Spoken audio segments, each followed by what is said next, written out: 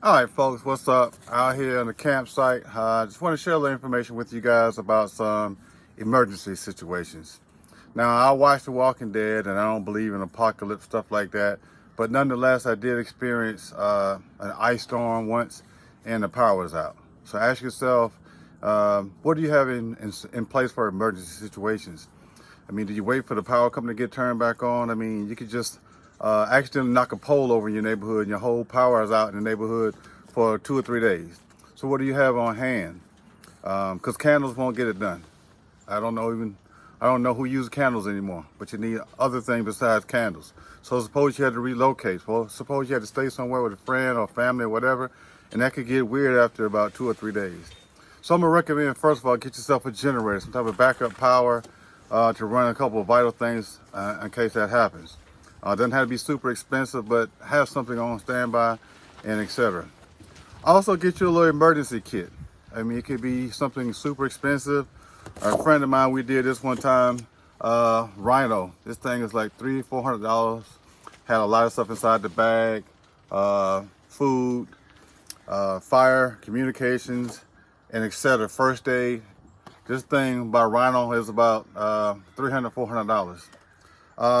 But the other day I went to Walmart and I got this one, survival kit. It's about 60 something bucks, right?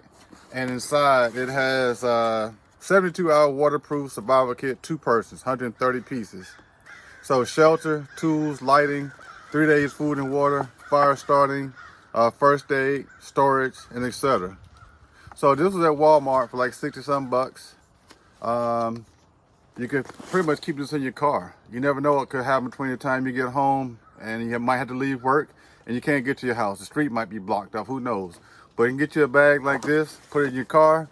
Everyone in your house should have one. So if something goes wrong in your house, got to turn the power. I mean, again, candles won't get it done. You need to have an emergency flashlight, some type of communication, some walkie-talkies, some type of code that you guys know how to reach one another in a time of like that. Again, not necessarily Walking Dead, but just, power could go out, water, anything, flood, tornado.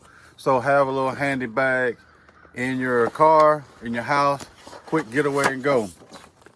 But, however, if you don't want to do that, get you something like this.